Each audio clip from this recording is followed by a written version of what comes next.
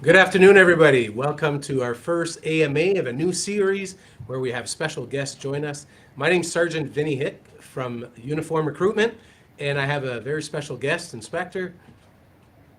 Good afternoon, everybody. My name is Inspector Ahmed Mohammed, and I am currently in Aurora, Ontario. And thanks, Vinny, for having me here today. We're so happy that you can join us, and I'm sure there'll be some people joining us as we go along. People don't always log on right away. Before we start, I just want to say we're broadcasting live from the beautiful city of Aurelia, Sunshine City, and we're at GHQ, General Headquarters of the Ontario Provincial Police. I want to acknowledge that General Headquarters is actually built on territories of the the people, the Chippewas of Rama First Nation. I want to make sure I get that right. And if you've never been to this area, it really is a beautiful place. Rama is just down the road, not very far. Nice community on the shores of Lake Couchiching. If you're ever down this way, make sure you come and look around. It's an area that's really steeped with history, and it says a lot about our heritage. To start off, Inspector, you and I go way back, and I'm not going to put you on the spot and share some of the stories or some of the funny things I have that I could share, because I know you have just as much ammunition on me. Yes, I do. Yes, Uh, I do. Before we start, I want to remind people that when you're logged on, if you have questions, put them in the chat. Someone will let me know, and hopefully I can get to your question. And obviously, keep your questions appropriate, and we'll just get started off. Inspector, what inspired you to specifically apply to the OPP? Why was it OPP? For me, policing in general, and we'll get to that, wasn't a profession or career that I wanted to get into. The specific to your question, why the OPP? It's the opportunity that you have the entire province at your disposal. The ability and the opportunity to go from one end of the province to the other was one of the caveats of why I chose the OPP versus some of the other municipal services. Well, that's a very good point, and something that I often bring up in my information sessions. We offer so many, we have 100 and some 60 something detachments.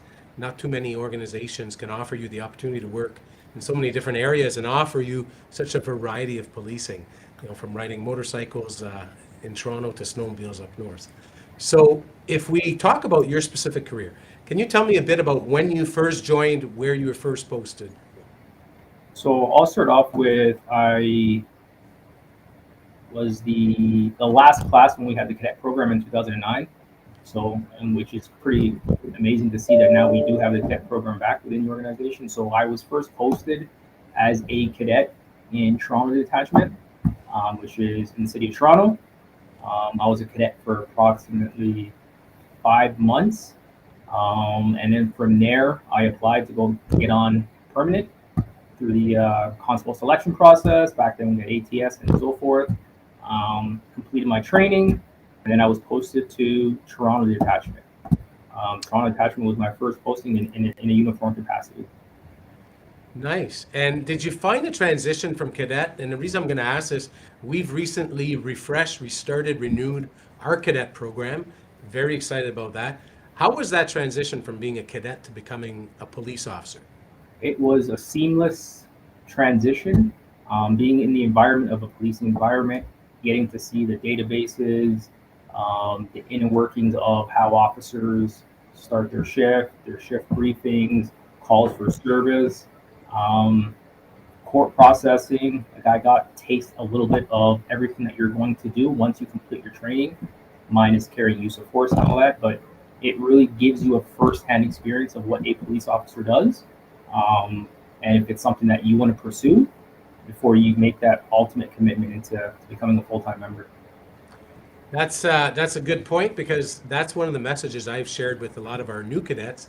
Say, listen, this is an opportunity, and that's a message we're putting out there. If you're interested in joining the OPP, here we are live with an inspector who started as a cadet. So it just speaks a lot about how great of a program that is and the fruits that come out of a program like that. It's really, I call it almost like a farm team for frontline policing, just like the auxiliary program is. Correct. Everything that we're talking about today, when I mentioned the OPP, I just want to remind the public that's watching, opp.ca is our website. And then we have a lot of different lines there where you can go to opp.ca/careers. You can do /fitness.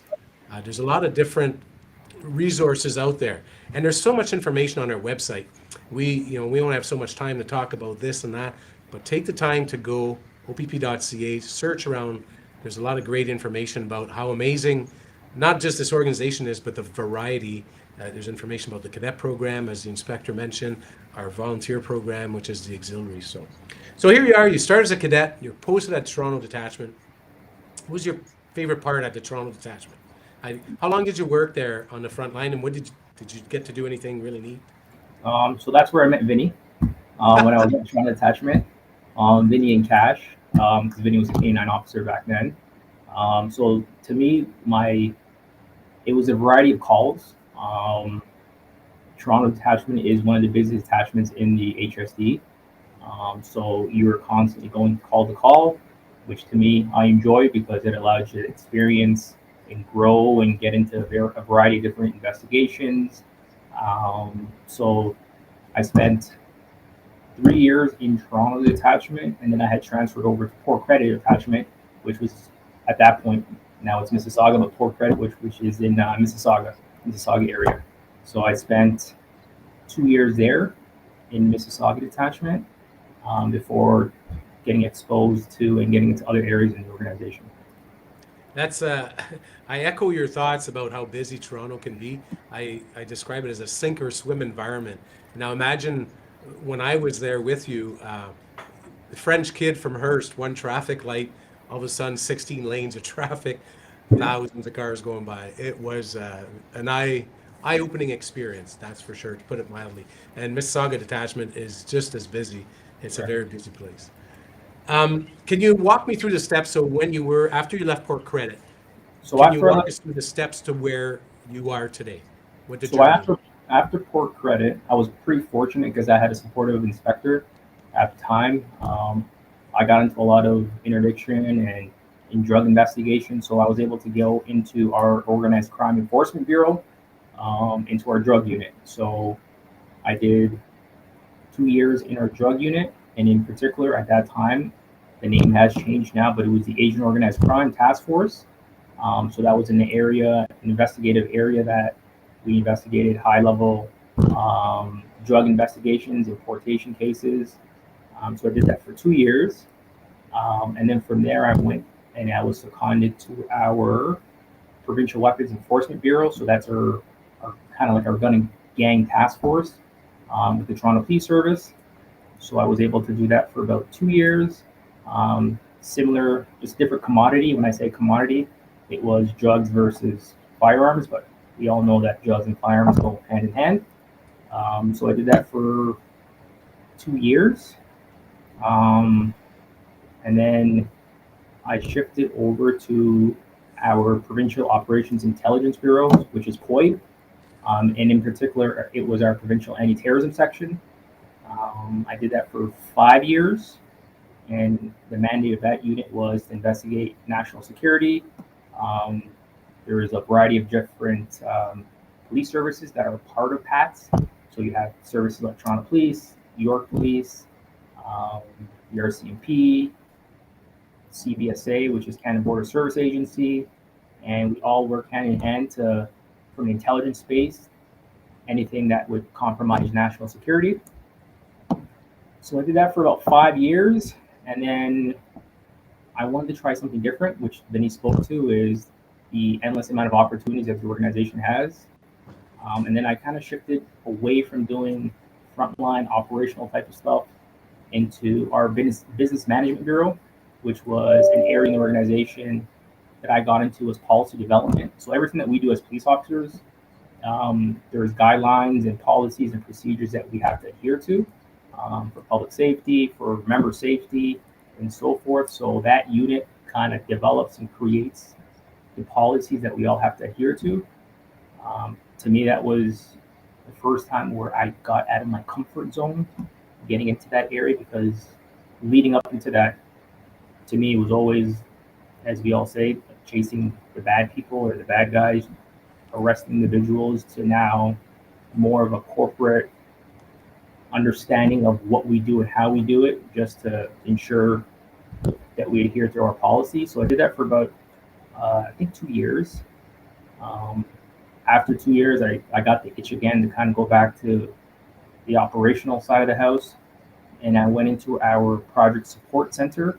So as a financial coordinator, and in this area, my role was to support any major projects that are going on within the organization from a financial perspective. So homicides, um, major drug investigation, major weapon investigations. We provided the financial aspect of how these units operated.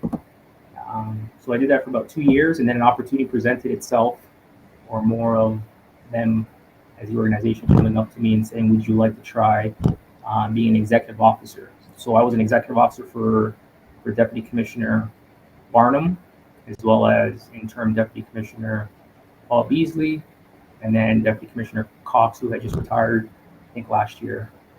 So I did that for a few years, and in this role, really and truly, you're the executive assistant to the deputy, and it kind of allowed me to have an understanding of how one thing in one area impacts another area in the organization. The volume of information, I think that's a role that everybody should do, because you really truly grow and you see how the organization operates.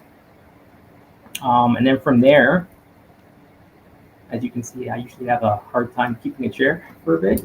And then from there, I went into IEB, so it was the Investigation Enforcement Bureau, which kind of oversees AGCO, which is the Alcohol Gaming Commission. And in this role, I oversaw the Intelligence Bureau, a few casinos within the province, and as well as iGaming. And so it's all regulatory criminal investigations, anything that occurs within a casino, the OPP has oversight of. And then from there, the current work position that I'm in right now which is funny how it all came back to full circle, because now I'm the operational support inspector, as well as a crime and investigations manager within the HSC. So where I started off in my career, now from a criminal and intelligence perspective, anything related to anything on the highways kind of falls under my roles and responsibilities. So That's quite a journey. Just a little bit. Sorry, go ahead, sir. So just a little bit over the last 15 years.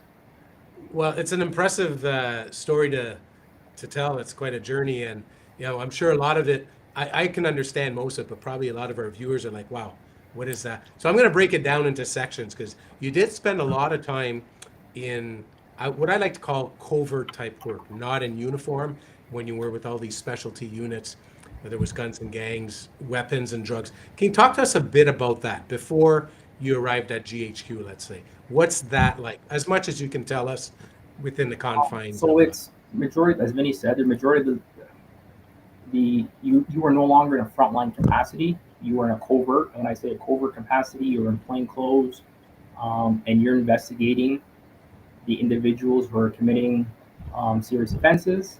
So that could be from surveillance, that could be from doing undercover work, that could be to really and truly trying to insert yourself in a certain culture, a certain environment, to try to be able to extract as much information to support the criminal charges that you're going to be laying on individuals. So it's completely removed from being in uniform in a frontline capacity, where it's now you're gathering evidence to support the charges that you're going to be laying.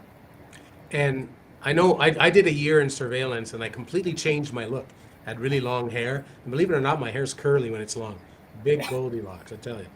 I looked like I was doing shampoo commercials. Did you change your look at all? I'm just trying to picture you with long hair, big beard. For me, I can't even grow facial hair, so this is me. I tried growing a beard, but it took like about 2 years before. So usually the project investigations that we're working on, by the time it came to an end, like it's when my beard started coming in. But it's a completely different lifestyle change once you get into some of these roles. And I think it has a shelf life, which was why, and I say it's the opportunities that you have within the organization, within the OPP. You can spend X amount of time in a position, and you know what? You say, for me to remain mentally sound, I'm going to go and try something different just to mentally challenge myself. And that's one of the beauties of this organization. I talk about that in my presentations, how there's so much variety. And one of the things that we talk about in uniform recruitment is careers within a career. And, like you're a great example of that. We all start on the front line in a uniform capacity. 3 to 5 years is the minimum in uniform. But the plethora of opportunities that opens up after that, and it's just amazing. That's why I encourage people, go to opp.ca, read up on the different opportunities. So here you are, you work in all these covert type of units, very different, high level investigations, and I realize there's a lot of stuff you can't share with us.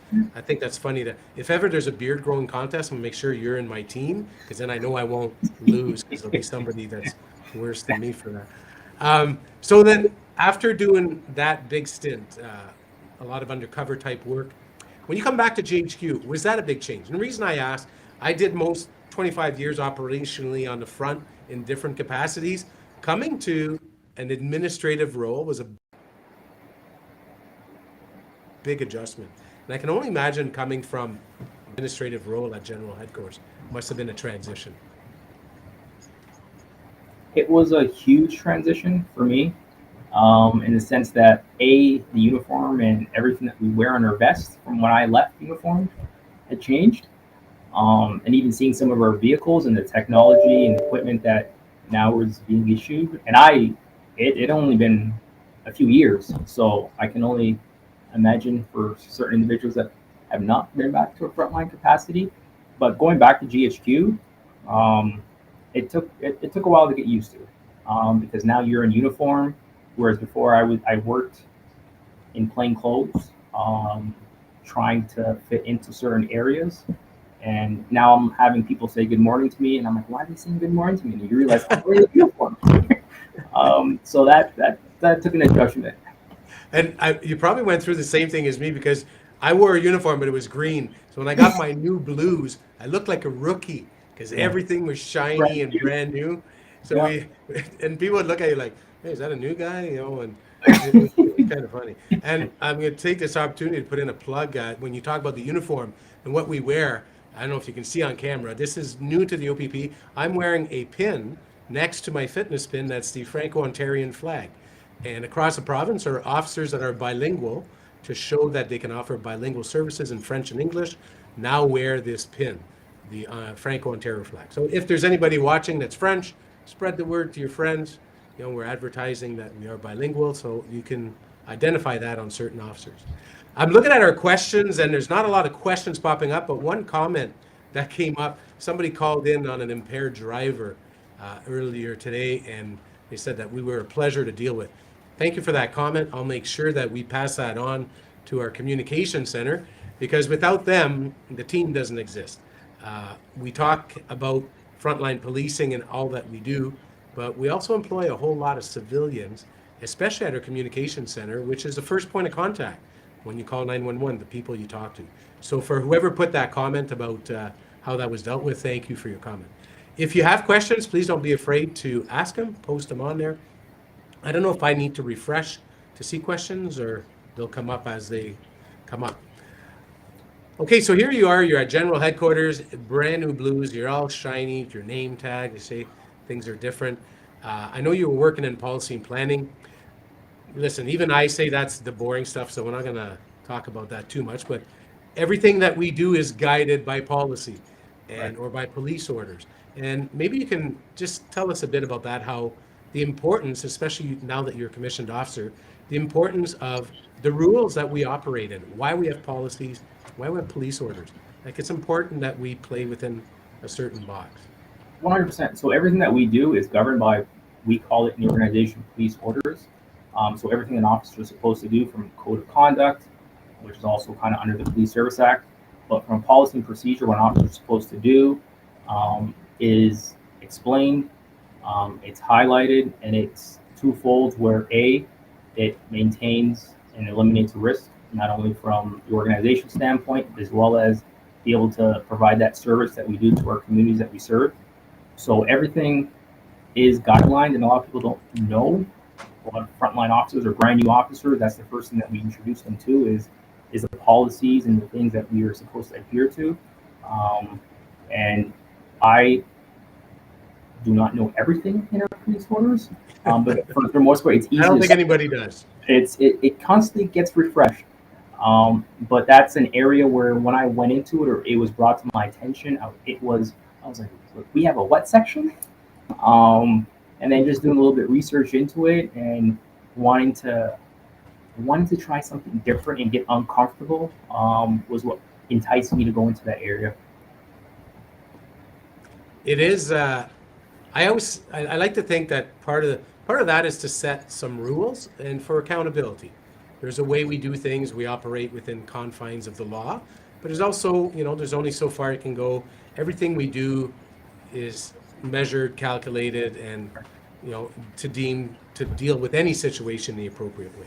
So, and I'm with you. I don't think I know anywhere near what's in police orders, except like where certain pins need to go and stuff like that. I've got a question here. Is there any opportunity for individuals with cybersecurity and forensic investigations? I'm going to get you to speak on that, sir. I just want to say, if there's any civilian job that someone's curious about, if it's not at opp.ca, which is mostly our frontline postings for communication center, uniform, cadet, auxiliary, stuff like that, there's a Ontario government job site that you can go to, and I'll make sure it gets posted in the chat. There's a lot of positions for civilians like what's being asked about here, that you might find those job postings on the Ontario government job site. I don't know if you wanted to add to that, sir. So everything that we do, for the most part, if it goes to an external posting, it would be under the OPS, as you mentioned, Vinny. It's the OPS Careers government website, and we would be able to post those positions there. And I would encourage anyone to remain active on that site because they do get posted for a short window, and then the hiring process would commence. So yes, we do offer cybersecurity and a variety of other roles. I think Liz just posted it. That's the site that they would get posted at. Thank you for sharing that. And before I go to your next official question, sir, somebody's asking about if they work for another service like the RCMP and have done all the clearance, would that be something that helps their application? I will say, if you work for another police service, we have an experienced police officer application stream. So if you're a police officer with another police service, when you go to opp.ca, you'll see that there's EPOs, experienced police officers. If you are in the process of applying with another police service and you've done some of the processes like psych testing, some of the background clearances, maybe security checks, those can be used in your OPP application where we do share information with other police services. For example, if you've done your psychological testing with one service, we can use those results, which are good for a year. So I hope that answers the question that came up in the chat. And I want to give a shout out to somebody who spoke in French. Merci d'avoir mis vos commentaires. Oui, je suis bilingue, je suis franco-ontarien, puis je suis content que vous êtes à l'écoute aujourd'hui. Did you understand any of that, sir? No, French is not one of the languages I understand. While we're on the topic, do you speak any other languages? So I speak Arabic and Swahili and Somalian are the three other languages plus English. So I usually, when I want to play silly bugger, I'll say I don't understand English. But that's very impressive. There's something I did not know about you. Now, since it's Valentine's Day, could you say Happy Valentine's maybe in Swahili? So kapag that tayo. All right. I'm not sure. I think I'll stick to English and French. I'm not sure I would repeat that and do it honor. We are in Black History Month. Every year we celebrate Black History Month. And I wanted to ask you about barriers. Now, through your application process, or even since you've been on the job, have you come across any barriers of any kind through the process, through promotions? Just if you're comfortable or you can talk about that with us.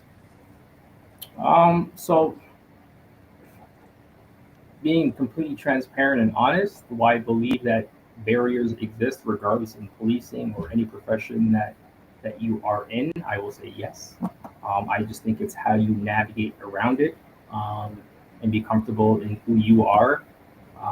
I've always been raised in a certain mindset that you express yourself, and if you do so in a respectful manner, you can get your point across on what you bring to the table, and the experiences and the work that you put in will always speak volumes. So I don't know if that answered your question, Vinny. Diversity is something that the OPP prides itself on, and I like to say that I describe Ontario as a tapestry of diversity, and we love that. And as an organization, we strive to represent that better and better all the time. Diversity comes in so many ways. I talked about being French, diversity of language. We have all, people often assume, okay, diversity, we're just talking about skin color, hair color, but it comes in so many ways, and there's so much of it in our province. And I can tell you that it's great that we have the diversity that we have, although we're still working at getting better at it, because it helps us not only to represent the population of Ontario properly, but it helps us to serve the public in a better way. I know I worked, when I was up north, I got asked to speak French all the time, right? I'd get that tap, hey, we need somebody that speaks French because they were dealing with somebody from Quebec. And when I worked in Toronto, not once, I never got asked. But you'll remember Officer Leon Chan, who's, I think he's a sergeant now, was on our shift, and he Yep. spoke Mandarin. And boy, did he come in handy because he had that diversity of language. And it's part of the beauty for us as an organization to be good at that. And I know I've worked with officers that speak Russian, Ukrainian. I'd be curious to see what the list is of the languages that we can offer, because we really do have quite a diversity. Um, Now, you mentioned about, there's barriers in every stage in that. Without getting too personal, is there barriers that you still see that you would say we need to be better at this one, we need to work on that? Are we improving? What's your professional opinion there? To me, I think we're, if you just say in the past 4 years, I think we've come bounds and leaps of having the representation, and I'm not even just talking about visible representation, but gender representation in a variety of different leadership roles. I think, to me, I think we're doing an amazing job of having that within our front lines. But as we climb into senior leadership roles, I think we have some catching up to do. But we are steering in the right direction, and I'm proud to say that being in the position that I am, that's one thing that I'm extremely cognizant of, because it should be, representation should be in every layer of this organization. Well, I couldn't have said that better myself, sir. And on that note, I'm going to let you answer the next question. We have a question that says, could you explain the difference in the colors of our shirts, our uniforms?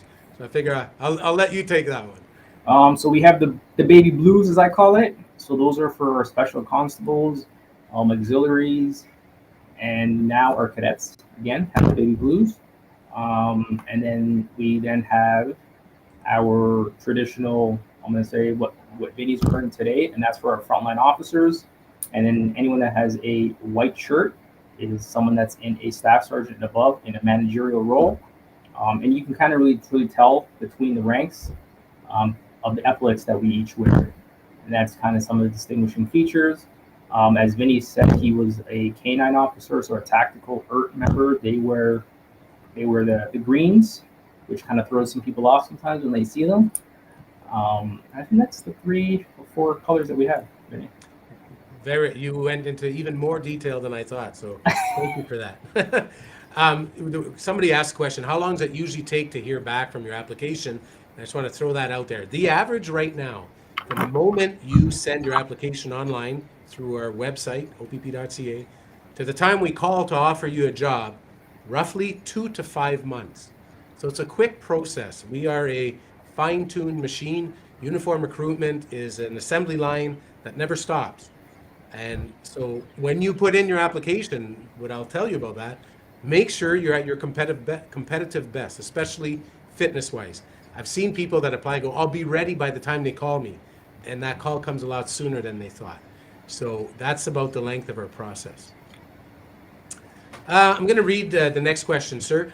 What are the prospects for a mature recruit? I'm 40, fit, and have a crime degree, but I got into a different line of work. Now I'm considering pursuing law enforcement career. I didn't end up following out of school. You know what? That is a classic story that I see more and more.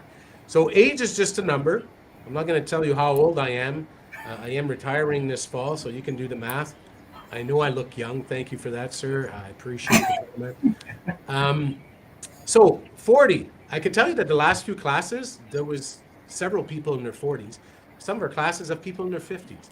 Age is just a number. And as long as you can pass the minimum requirements, which you'll find on our website at opp.ca, as long as you meet those requirements, you can apply. You're eligible. Age does not matter. I remember the first person that I thought was an older candidate was a military gentleman who'd done a whole career in the military. He was 50 years old and was like, you know what? I don't have 30 years to commit to policing, but I'd love to give another 10, 15 years of service in a police fashion. I was like, you know what? We'll take you for those 10, 15 years. He applied, he met all the criteria, the minimum requirements, and he is a successful police officer with us. So So you're I, seeing more and more that people will take on policing as a second career. So whoever sent in that comment, by all means, I encourage you to look at it. Please go to our website and look up under careers what the upcoming events are. We do information sessions around the province. Some of them are live, some of them are in person, pretty much in every region. Sign up for one of those sessions. That's when you get the opportunity to speak with a recruiter. We share exactly what you need to know about our process, how to prepare, what the interview looks like, and really give you all the tools to be able to sell your best self and to come prepared to present why you should be a police officer. Before we go to the next question, I'm going to go to a question for you, sir. Uh, what's the most fun you've had? And that could be a two-part, that could be a three-part. What's the most fun you've had on this job? there's so much. There's so many things. Besides working with me, we'll Besides put that working one with you and more so working with Cash, aside. um, really and truly, it's just being able to experience the province. Going to when I was in some of the specialty units, you had the entire province where you were traveling to. So put yourself in my shoes. Here you are in your mid 20s, and you're getting paid to explore and being able to see parts of the province that you would not really truly be exposed to, depending on some of the other professions, some of the other jobs that you would have. So I think that's one thing I do not take for granted. It's being able to see the province. Well, that is one of the beautiful things that we get to do as an OPP officer, or as OPP officers, is the whole province is the playground. And I'm not gonna get you. I was gonna ask you, hey, what's in your sights? What's the next step? I was gonna say, at your rate, you got runway left, maybe future commissioner. You never know. I'll let you simmer that if you want to tell us about it after. A couple questions in the chat that I just want to answer. One is about experienced police officers and postings.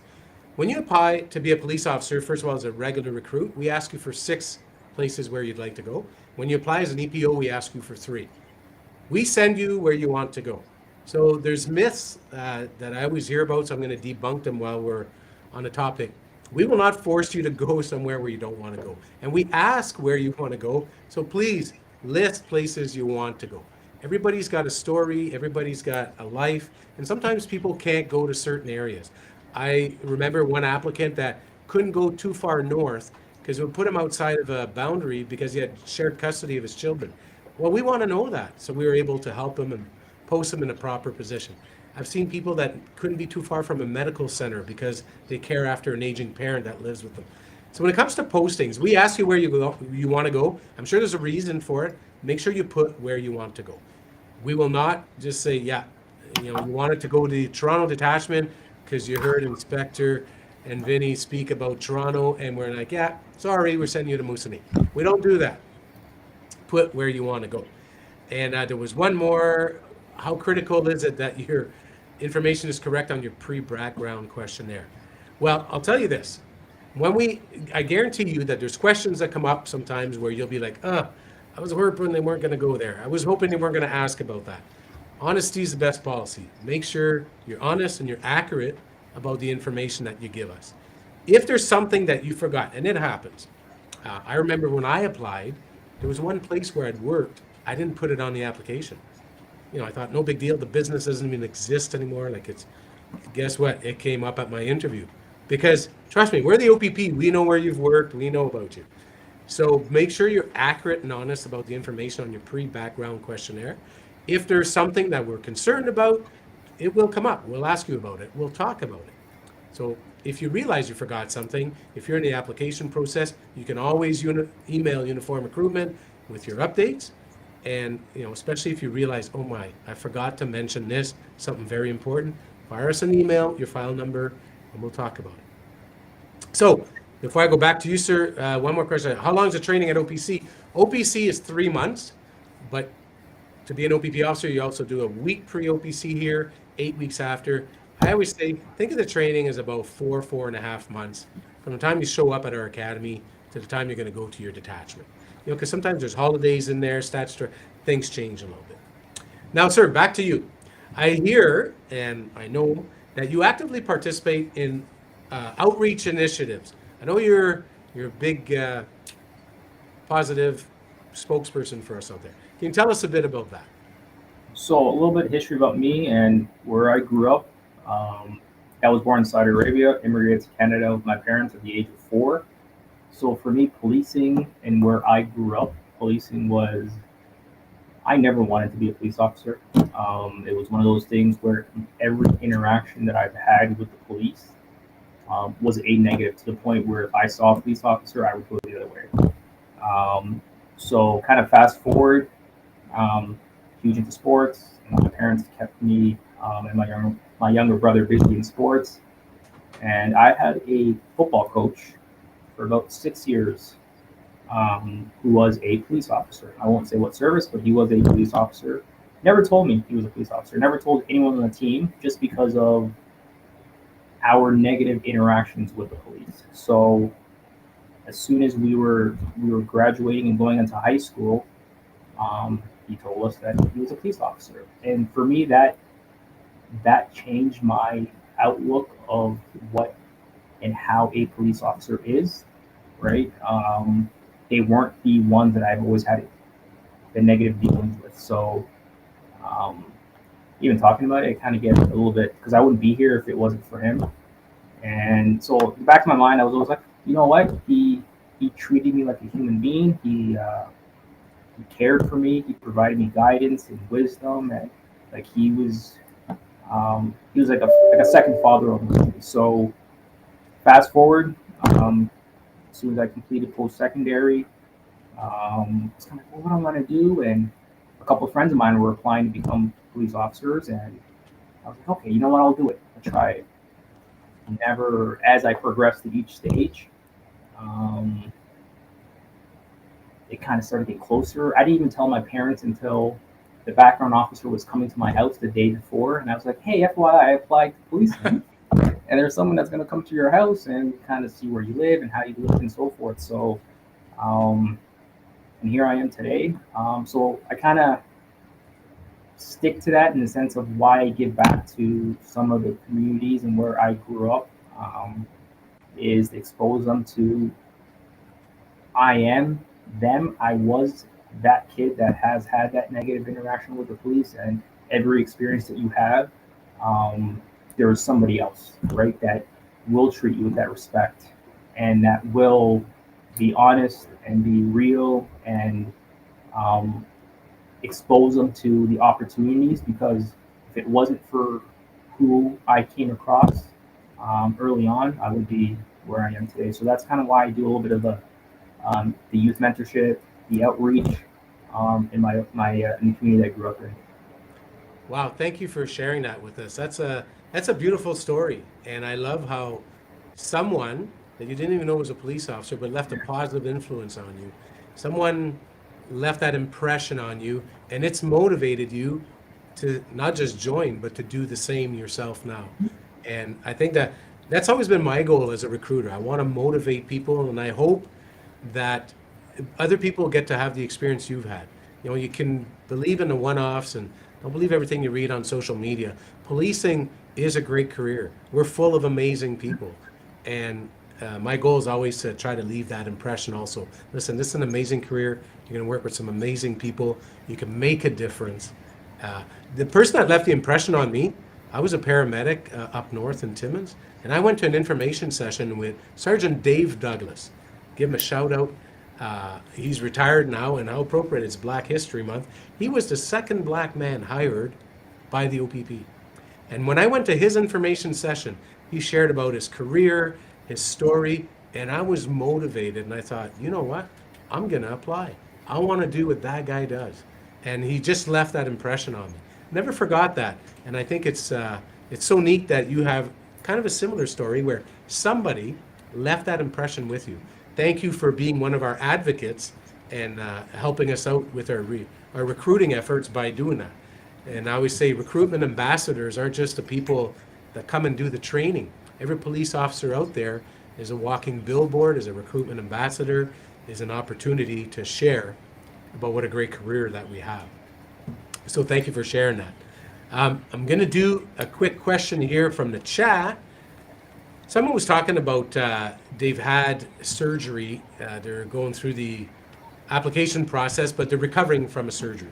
I'll tell you this, when you apply, knowing that our process is 2 to 5 months, if you've just had surgery and you're still recovering, I would say hold off to hit the send button till you're ready, because we could be calling you in as short a time as 2 months. So if you know that you're not quite there yet from a surgery recovery, from an injury recovery of some kind, nothing wrong with going online, fill out the application, get all your ducks in a row. But when you're ready, when you hit that send button, just be of the mindset. You could be at the academy in 2 weeks, expected to do the fitness component. So if you know you're not ready for that, just hold off. If you are in the process, let's say you're already in the process and all of a sudden you get an injury. I mean, you're not the first, you won't be the last. Make sure you keep us updated. Email Uniform Recruitment with your file number, your name, let them know, hey, this just happened. I'm seeing my doctor on Wednesday. I will update you as soon as I come back from the doctor's office. Right? It's all about sharing information, communicating, keeping us appraised of what's going on throughout your application. And I can't strive on that enough. Just keep us updated. That's why we have a Uniform Recruitment mailbox where you can, whether you're sending in questions or just updates about your file. Now we're going to get ready to wrap up. I'm just going to look if there's another question I should throw at you. Dun, dun, dun, dun. Somebody asking about employment. Okay, so somebody that's had a lot of different jobs that they had for a short time. Does that look poorly? Not at all. Every situation is assessed on its own merits. I know people that had the same job for many years, and then they applied to the OPP, kind of as a second career. And I've seen people that applied have had just a lot of different jobs. And when you talk to them, well, this job paid better. This job had better hours. I mean, life is tough enough, and people often change jobs because they're looking after themselves, whether it's a better paycheck, a better schedule, whether it gives you better work-life balance. That's okay. We don't just rule you out because of something like that. And that's where the interview is so important. That's our opportunity to talk to you about all that. So don't let that deter you if you're like, yeah, I've bounced around to a lot of jobs. That's okay. I know it takes a bit longer to get them all written up on the application because you have to list every place where you've worked, but we'll talk about it. Don't ever let something like that deter you. And if there's something while you're filling out the application, you're like, I wonder if this will be a negative thing. You know what? Be honest. We'll talk about it. That's what the interview is all about. Now, sir, we're going to get ready to wrap up, but I wanted to give you a final word. Is there anything that you'd like to share with our viewers, last words of advice, anything like that before I close us off? So for me, I would just share with everyone that's online and everyone that's thinking about applying, once you're ready to apply, I think this is the best time to be applying, and I'm going to say to apply to the OPP and nobody else. But just stay committed, dedicated, and recognize the effort that you're putting in and the reward that you'll be able to have. And just come strong when you do come. Excellent advice, sir. And thank you so much for sharing your story with us and the success that you've had. It's an inspiring story, and I'm sure we're going to get a lot of questions later that people maybe didn't ask. It's a real testament to have somebody of your rank, of your experience, to come and share with us. So I want to personally thank you on behalf of the whole Uniform Recruitment team. Thanks for being with us. For those of you that are watching, make sure you go to our website, look up upcoming events. That's when you'll find out about the next AMA. You'll find out who our guests are going to be. There's all kinds of events. Keep up to date. Follow us on social media. Thanks for joining us today. Wish you a happy Valentine's Day and a beautiful afternoon.